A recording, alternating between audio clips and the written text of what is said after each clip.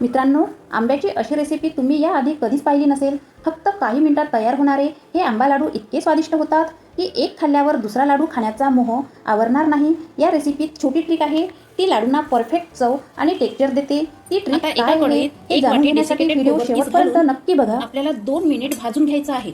खोबरकीस मात्र लो फ्लेमवरच भाजायचं आहे, हे मात्र लक्षात ठेवायचं. आपल्याला खोबरकीसचा कलर अजिबात बदलू द्यायचा नाही. बघा, मस्तपैकी खोबरकीस भाजला गेला आहे आणि घरभर सुगंध पसरलेला आहे. आता हा खोबरकीस एका ताटात काढून घ्यायचा आणि त्याच कढईत आंबा मिल्क पावडरचे बॅटर घालायचं आणि 5 मिनिट शिजून घ्यायचं आहे.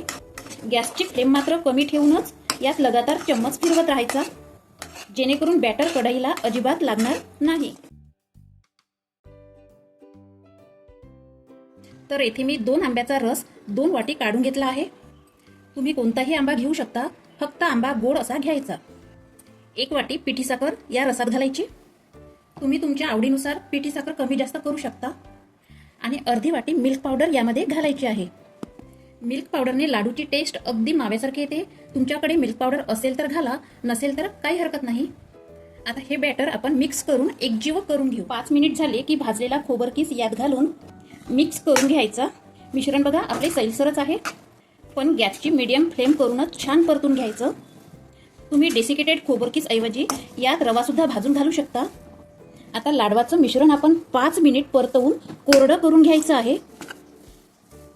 बघून घ्या, मिश्रण कोरडं झालेलं आहे आणि लाडू बनण्यासाठी मिश्रण छान परफेक्ट झालेलं आहे.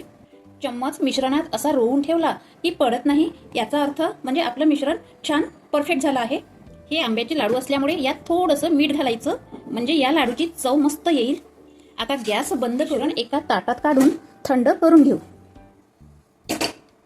म्हणजे लाडू बांधताना हाताला चटके बसणार नाही. मिश्रण आपले छान थंड झालेले आहे. आता थोडेसे पोषण घेऊन आपण लाडू बांधून घेऊ. तुम्हाला यात ड्रायफ्रूट घालायचे असेल तर घालू शकता.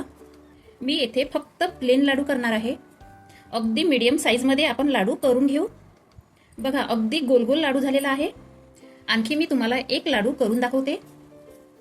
याला सुकं खोबरं लावायची काहीच गरज नाही आहे.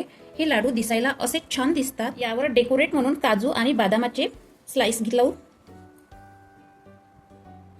हे बघा, असे झाले आपले आंब्याचे लाडू. याच पद्धतीने सगळे लाडू आपण तयार करून घेऊ. आता बघा, एवढे लाडू आपले तयार झाले आहे.